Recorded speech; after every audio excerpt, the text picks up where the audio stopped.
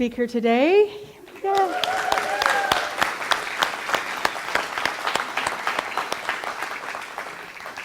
He is a longtime friend of Unity of Bellevue, and we are so glad that he is here.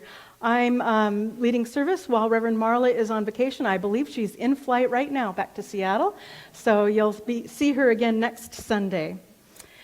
Rabbi Ted is a Reform rabbi with a doctorate in clinical psychology who has pioneered the revival of authentic Jewish spiritual traditions.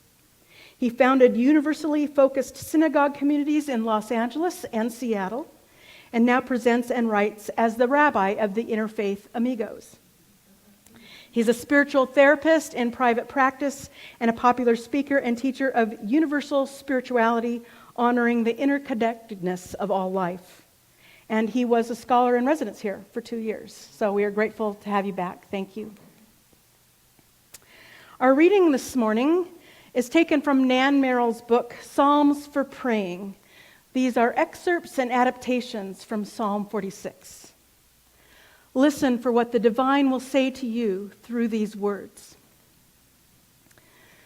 The beloved is our sanctuary and our strength, a loving presence in times of trouble. Therefore we will not fear. Though the earth should change, though the mountains shake in the heart of the sea, the beloved is here in the midst of us, our loving Creator, an ever-present help. The nations may be at war, yet the voice of love is heard, melting hearts of stone. The beloved is within us, the infinite heart of love. Come, behold the works of the beloved, how love does reign even in the midst of human tragedy. For the beloved makes wars to cease, breaking through barriers of fear. Be still and know that I am love. The one who knows all hearts is with us. The beloved is our sanctuary and our strength. We open our hearts with the divine heart of all, expanding into more love and compassion for all. And our affirmation for the month, it is always printed on your card insert inside your bulletin. If you can't see the screen, I'm going to read it through once, and then we'll stand and affirm it together. Knowing that all life is one life, I lift my heart in harmony with all people and things. I embrace and cherish myself and everyone, acknowledging our differences and seeking common ground, anchoring in the spiritual truth of love for all. And so it is. Please stand if able. Knowing that all life is one life, I lift my heart in harmony with all people and things. I embrace and cherish myself and everyone, acknowledging our differences and seeking common ground, anchoring in the spiritual truth of love for all. And so it is. Hey.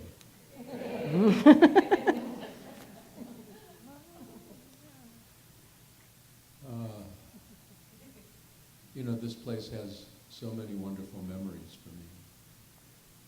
When we came to town we moved to Seattle in July of 1993. And before we came, I wanted to find a sanctuary where I could hold High Holy Day services. I didn't think I was going to create another congregation, but I wanted to do High Holy Day services. And we knew two people who lived in Seattle. And the man, Don Goldberg, took me around on a Sunday to several churches. And when I came to this one, I met Linda Spencer, who was the minister then, and just felt a welcome here. And not only did we meet for High Holidays that year, but my congregation met here for most of my tenure at Beit Aleph Meditative Synagogue, a couple of years elsewhere, but ended here as well when I left. I'm a post-congregational rabbi. That means you could find me in churches. So when I left here at the end of '09, I left the congregation. And from time to time I've come back and watched this place be transformed, but there are still echoes of energies shared and blessings of support. So I feel very privileged to be here and to share with you on this morning. I don't bring, however, totally good news, which for those of you who know me know that's not terribly different. I remember studying with a man named Leonard Orr many years ago. He did a process called rebirthing. Does anybody? Awesome. It was a way of altering consciousness through a kind of breath.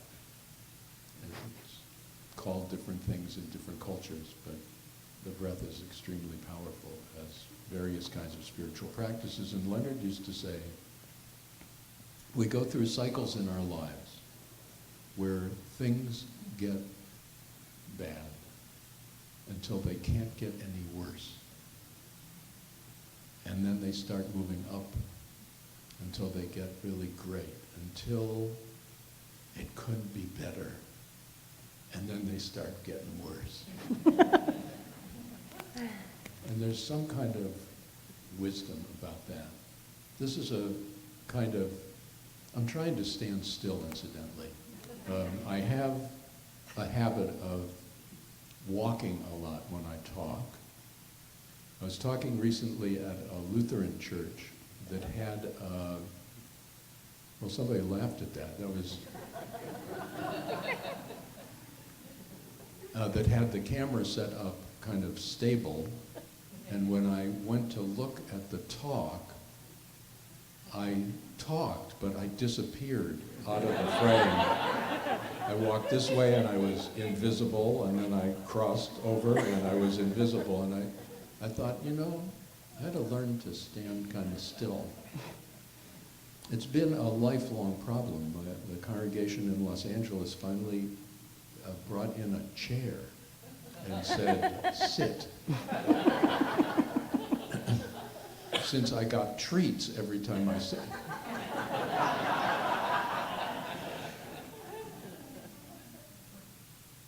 Last week was a holiday in Jewish tradition, which is the most mournful day of the year. It's called Tisha B'Av, which means the 9th day of the Hebrew month of Av. And it's a day of mourning for some of the most horrific destructions in our history. The first thing that's associated with it is the destruction of the first temple in Jerusalem around 586 before the Common Era by the Babylonians. It's also associated with the destruction of the second temple in Jerusalem by the Romans in the year 70 of this era, the Common Era, and various other moments of destruction have been linked to Tisha B'Av. It doesn't mean a lot to us to think about destruction of the ancient temple, but that was the center of a community. Like, that's the single place that brought the entire community together. On the pilgrimage festivals, everybody would come to the temple. It was the gathering place. It was the place of meeting. It was the place, the common core of a community, and to have that destroyed left an entire community in shock. And There's something about this time in our personal history, in our communal history, in our country's history, and in our world's history that kind of resonates with moments of destruction, moments of separation, moments of fear, moments of greater anxiety. There's economic forces, there's political forces, there's climate forces, there's gender focuses, there's racial focuses, there's focuses of war.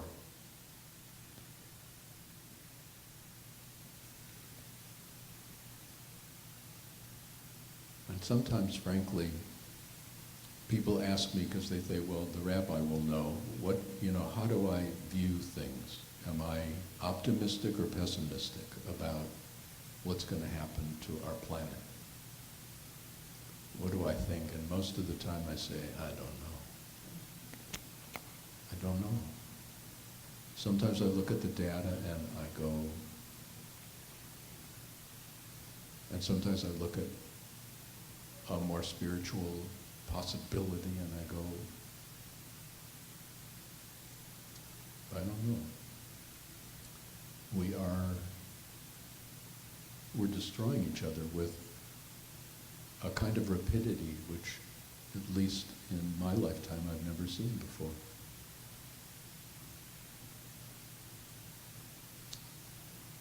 And then, the week after Tisha B'Av, the 9th day of Av, comes a little-known holiday. It was this last Friday called Tu B'Av, which means the 15th day of the Hebrew month of Av, and it is Chag HaAhava. You know what Ahava means in Hebrew? All right, we'll give you a time to look it up. Think about it. Ahava.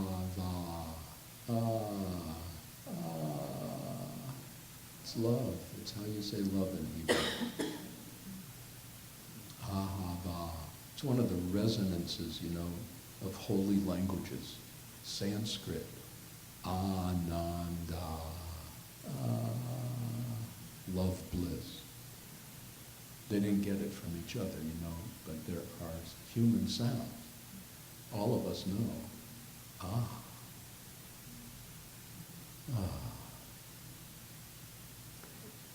The holiday of love was Friday. It was like Jewish Valentine's Day. And it's fascinating that would follow a time of destruction. And then we got a Sabbath named Shabbat Nachamu, the Sabbath of consolation. It's named for the statement by the prophet Isaiah, Nachamu, Nachamu, Ami, be comforted, my people. And in the Torah reading that always follows Tisha B'Av is the basic words of love. You shall love the Eternal One, your God, with all your heart, with all your soul, used to be translated might, but the best translation is from a Talmudic scholar named Adin Steinsaltz, who translates Me'odecha as moreness, which is really incredibly accurate, because if you say good to somebody in Hebrew, you say tov, and if you say very good, you say tov ma'od, very good, and that ma'od is the same as ma'odecha, your very muchness, your moreness, which is to say it's not static, it's dynamic, there's always more flowing through. And so that led me to want to talk about love. And I'll tell you, there's a problem with love. And it's a basic human problem. It's a basic dilemma of being a human being. We all ate of this tree called the tree of the knowledge of good and evil. Remember? The consequence of eating of that tree is incarnation. mean, if you read that story in Genesis very carefully, that's the consequence. Because incarnation is incarnating into a land of contrast. Here we are. We're in a contrast. Our minds cannot operate other than with contrast. We know up because we know down. We know sweet because we know sour. We know easy because we know difficult. In the land of the mind and in the land of the body, in the land of incarnation, if everything went really well for us all the time, we'd never know it. We'd never know it. So in the mind, we want everything to be good. We want everything to be light. We want everything to be loving. We want everything to be compassionate. We want everything to be supportive, and it can't be. And we get into terrible problems when we pretend. When we think we can somehow control the mind and not have there be a down if there's an up, and not have there be a dark if there's a light, and not have there be a hard if there's an easy. And one of the deep challenges of this space, one of the deep challenges of being a human being is getting to a space where we can open to accept both. Because as long as we want to just claim one side or the other, we are trapped. We are stuck. So I think about love. What about love? Well, most of the time we use the word love in the land of contrasts. And we love because of conditions. Romantic love is love because of conditions. We find somebody that draws that up in us. And whether we know it or not, on that level, I love you when, and I love you if. It's conditional. And the major problem is getting clear that that's not a bad thing. That's simply how it is. That's simply how it is, living in this body. We are living in a land of contrasts, and we need the contrasts. And the contrasts help us navigate in this world, both physically, mentally, emotionally. But the contrast can't lead us beyond conditionality. No matter how hard we pretend, and no matter what words we use, we're still living in this land of conditionality. When Jesus was asked, I'm very fond of Jesus, incidentally, but the Jesus I'm fond of is a Jewish guy. He actually never heard the word Jesus, because J is not a sound that's in either the Hebrew or the Aramaic alphabet. It was Yeshu or Yeshua, a variant of the name Yehoshua, which is Joshua. I don't believe Jesus ever heard the word Christ.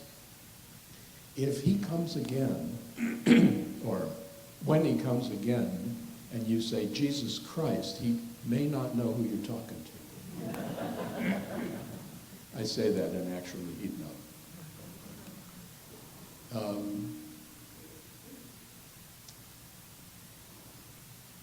Jesus was a Jewish teacher who was, as many Jewish teachers, drawing followers and drawing people who argued against him. That's the nature of Jewish teachers.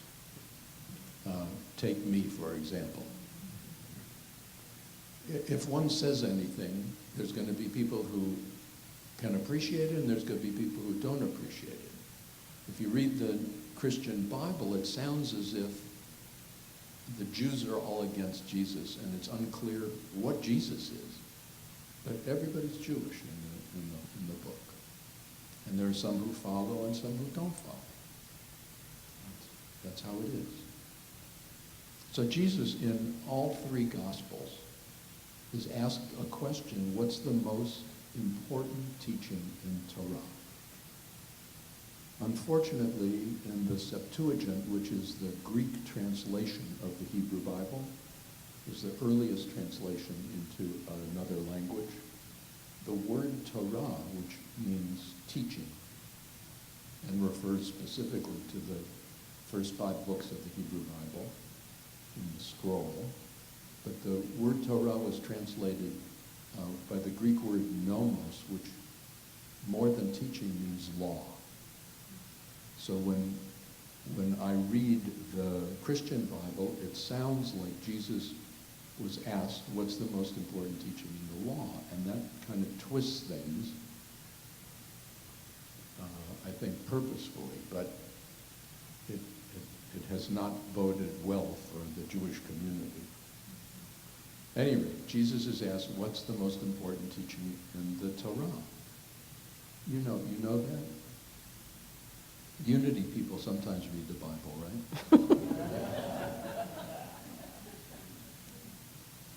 And in each of the 3, Mark, Matthew, and Luke,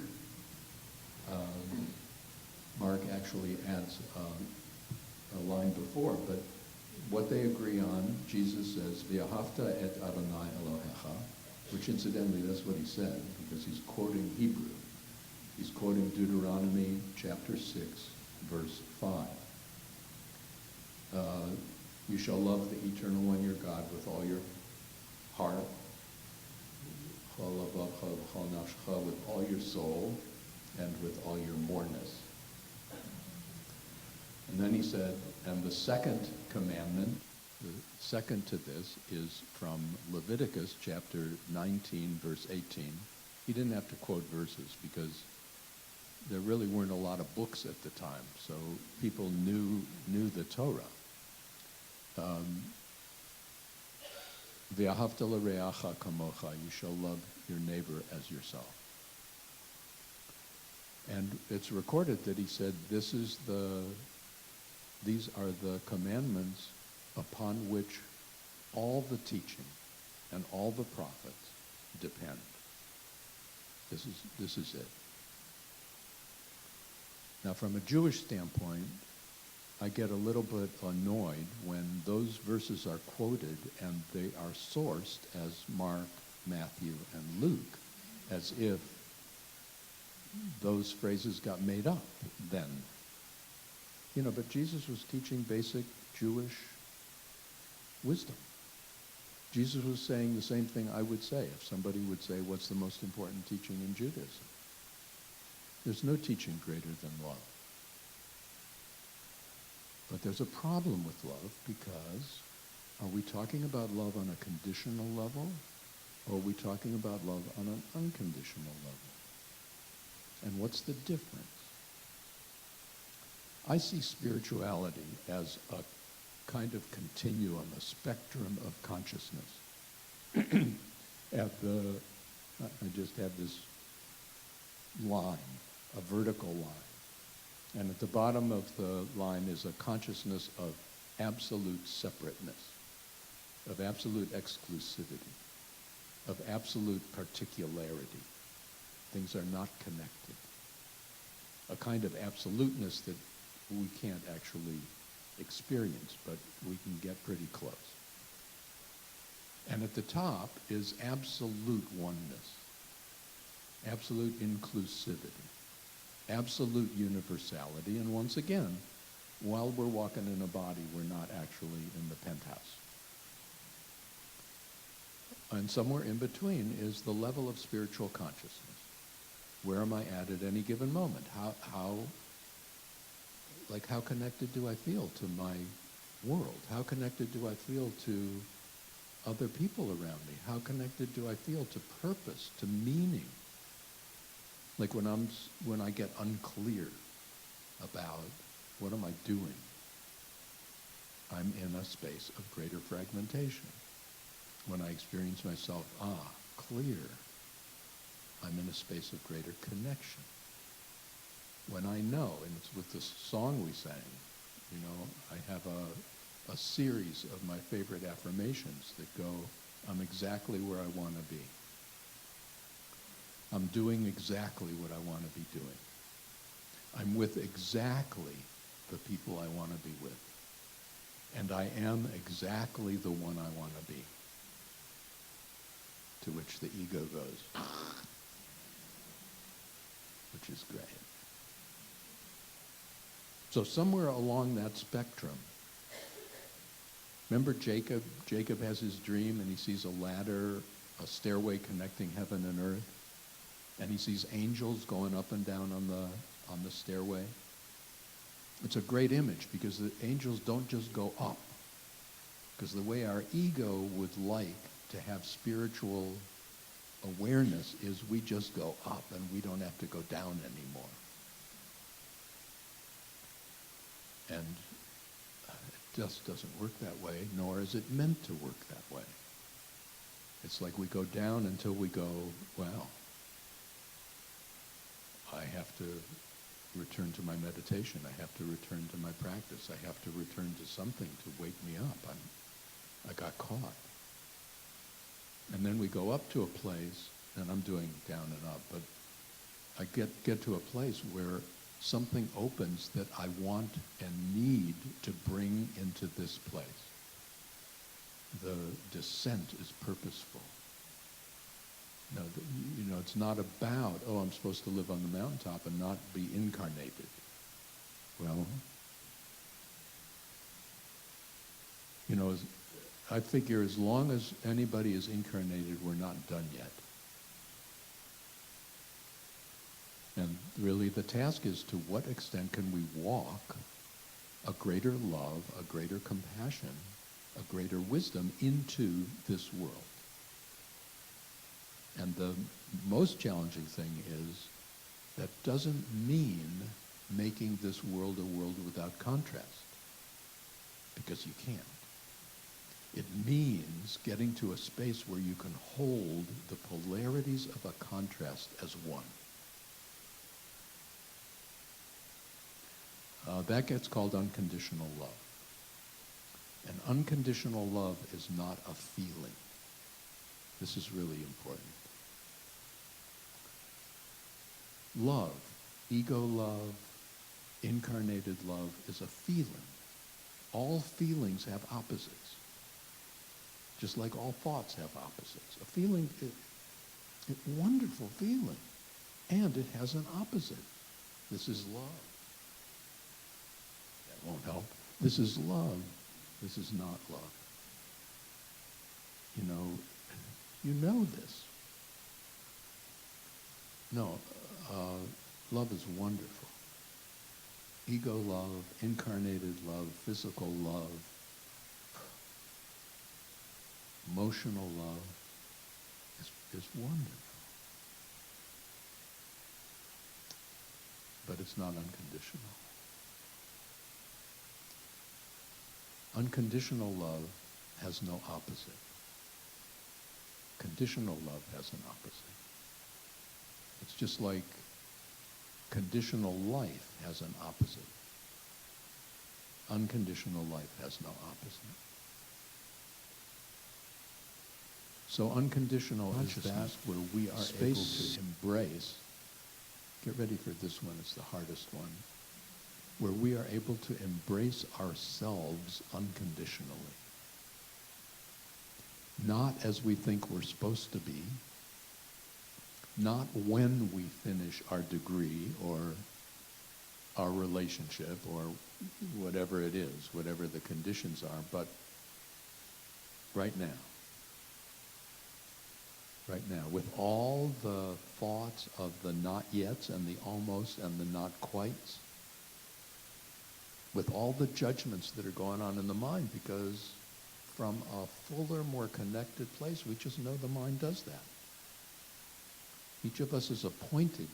I used to think it was just me, but each of us is appointed and presented with things in the world that we either go, yeah, that's good. No, that's not good. Yeah, that's good. That's not good. That's what the mind does. This is better, this is best, this is worse, this is not so good, this is a little better. And to get to a place where we are able to embrace both and go, That's my mind. I don't mind. I'm not trying to get my mind to do anything other than what it's doing, because it's a good mind.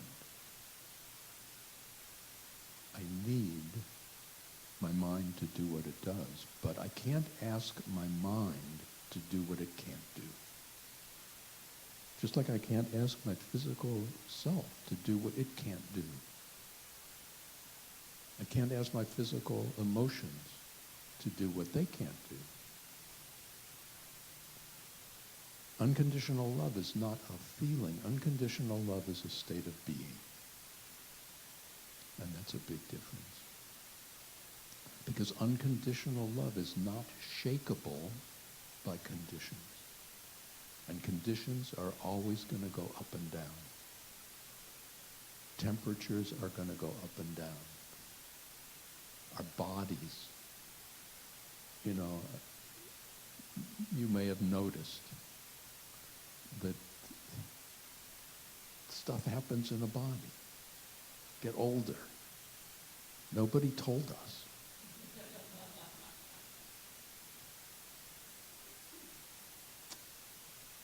Goes up and down. And where's that space that is willing to open to embrace it all? To embrace it all, to even embrace those moments when our mind just is going crazy and saying, no way, this is bad, this is terrible. It's not that it's not bad. It's not that the mind is wrong. It's just that the mind is conditional. And if I really want to move beyond, if I really want to invite the kind of change that this universe, this world, is in need of right now, I can only do that from a place of unconditionality. Otherwise, I'm just adding to the polarization. I know my position is right, and yours is wrong, but the more I fight it, the stronger I make your position against me. It is no joke that what we resist persists. What we accept shifts.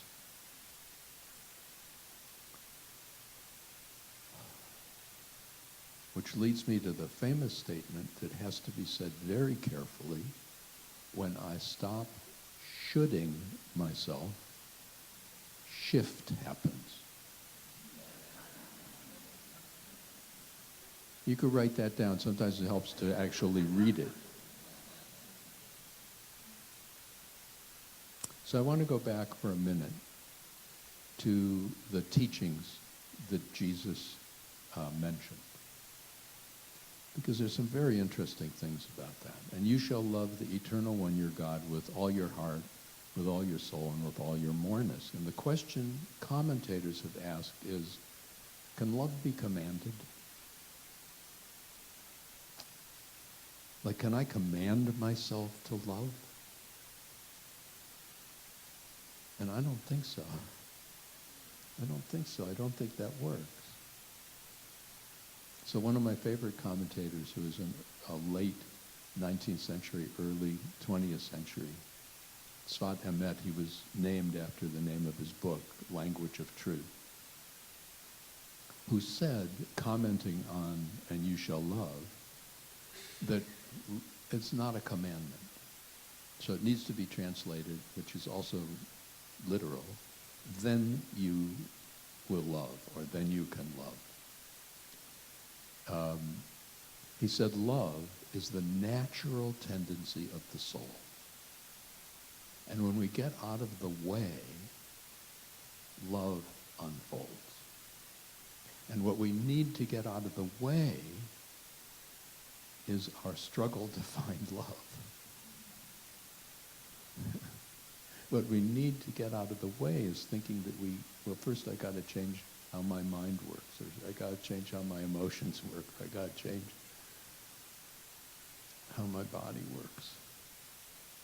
When I got out of the way, love unfolds, a bigger love, an embrace that holds it all, an embrace that yearns to be expressed. The Hebrew for heart. In biblical Hebrew, heart was where one thought. We kind of take it for granted that we think in our heads, but heart was where one thought. And there's two ways of writing the Hebrew word love, and one has a doubled letter and one has just a single letter. And in that particular verse, there's a doubled letter, levadecha, in your heart. And commentators say that's the positive inclination and the negative inclination. The positive, the good inclination, and the evil inclination, all within the same heart. And they both need to be united in that love. I love that. I love that.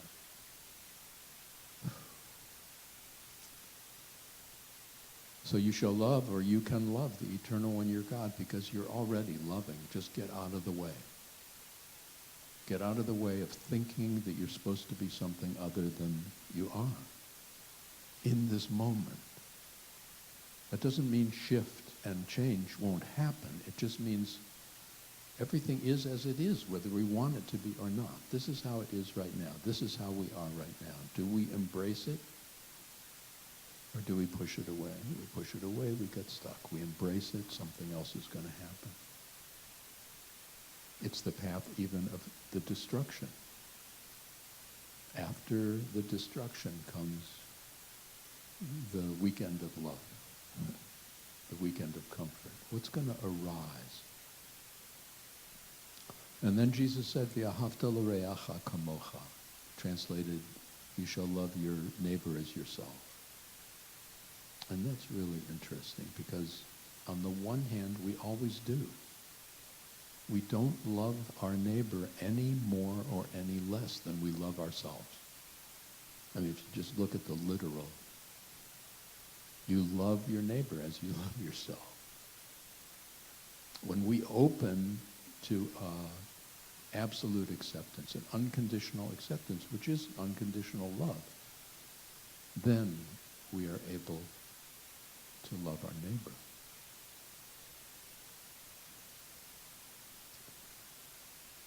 And further, when we open to that unconditionality, we recognize that we are our neighbor.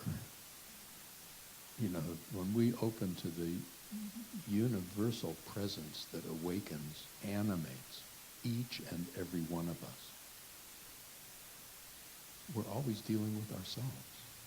We support another person, we're supporting ourselves. We harm another person, we harm ourselves. There's no, in that consciousness, there's no separation. You are consciousness manifesting at the particular time, at the particular location. You are manifesting. And to appreciate that, to realize that the one looking at you through my eyes and the one looking at me through your eyes is the same one. Behind your mask, behind my mask, behind your history, behind my history. Behind my genetics, behind your genetics. There's only one thing going on here. This is not a TED consciousness. This is a consciousness. This is a presence. This is an awareness. This is a being. And we're getting to the place in our development where either we will awaken to this or the experiment's going to go on in another form, perhaps in another place. The experiment is not going to end. Life is not going to end any more than life ends with the physical death of this. But we're on the brink of a major transformation. You know, something is going to happen.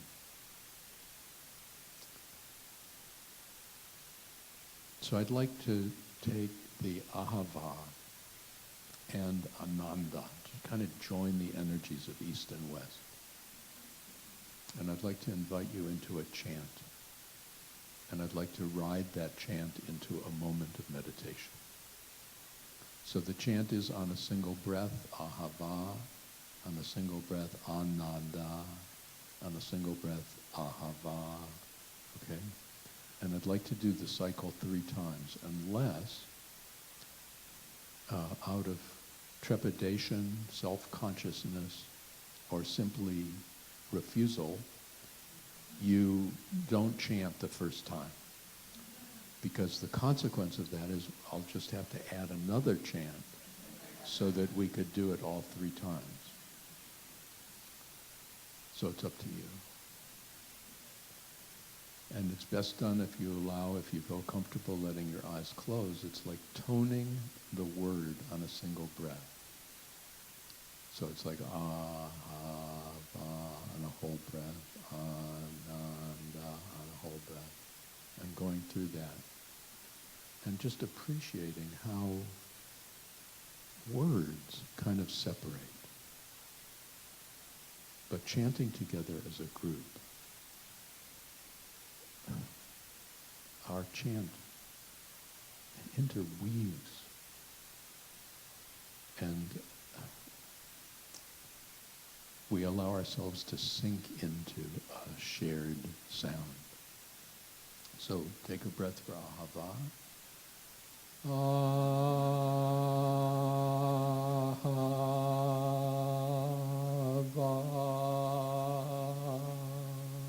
And ananda.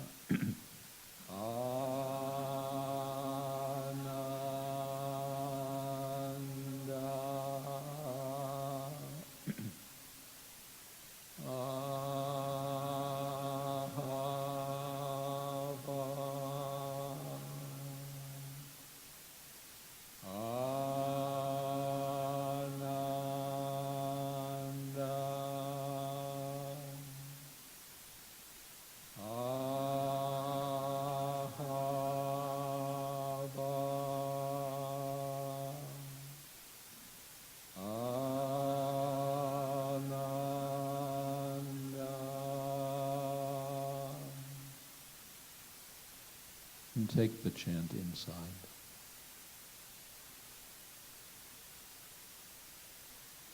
An ah of the heart, an ah of the mind, an ah of the breath, an ah of the body. The ah of the breath.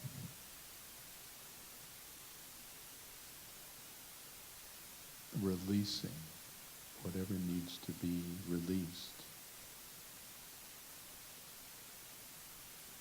To surround yourself with a blanket of yesness, with a blanket of yes. However the body is in this moment. Just to allow it to be yes.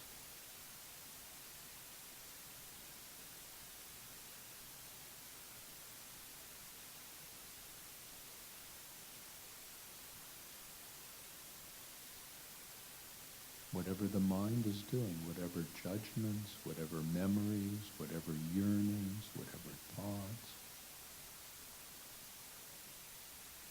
It's like saying to the mind, you don't have to be any different than you are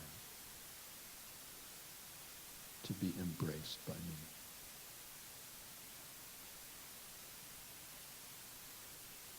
Thank you for being my mind.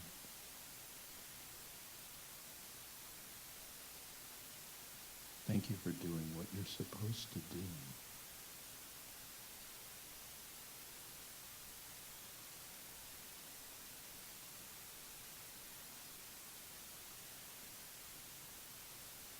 And any feelings that arise, because there are feelings associated with anything that we perceive in the body or with any thought. There's some feeling attached.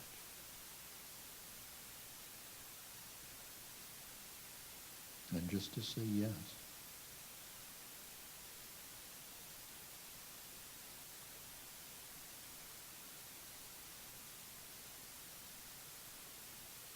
To say yes to the body as it is in this moment. To say yes to the mind as it is in this moment. To say yes to the feelings as they are in this moment. And to allow ourselves to sink into that place where we are saying yes. Who is it within ourselves who witnesses the mind, who witnesses the body, who witnesses the feelings, and who embraces it all?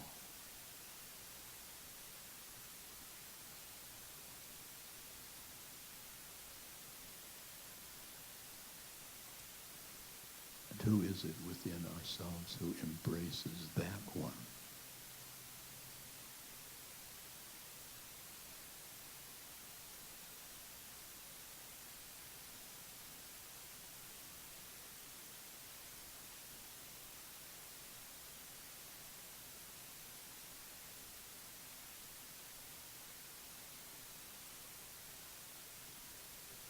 The state of being called unconditional love is our birthright. It's not something we have to get. It's not something we have to learn. It's something we have to remember.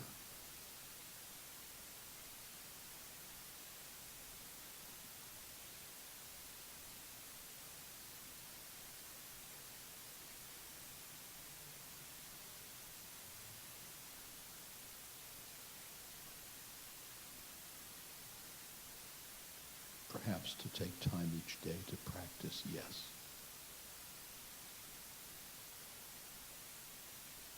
Perhaps to take time each day to practice choosing the moment to be as it is.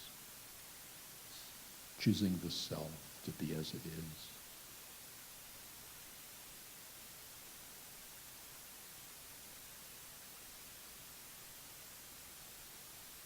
And melting into a place of infinite connection and so infinite possibility.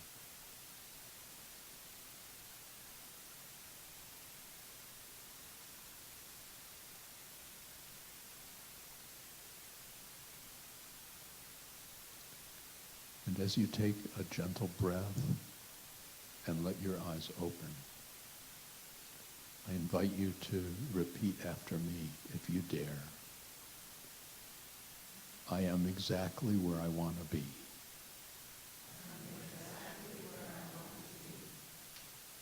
It's kind of obvious, isn't it? I am doing exactly what I want to be doing. I'm with exactly the people I want to be with.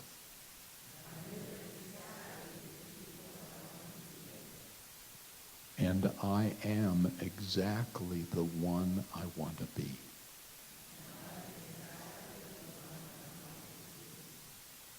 Awesome. Thank you.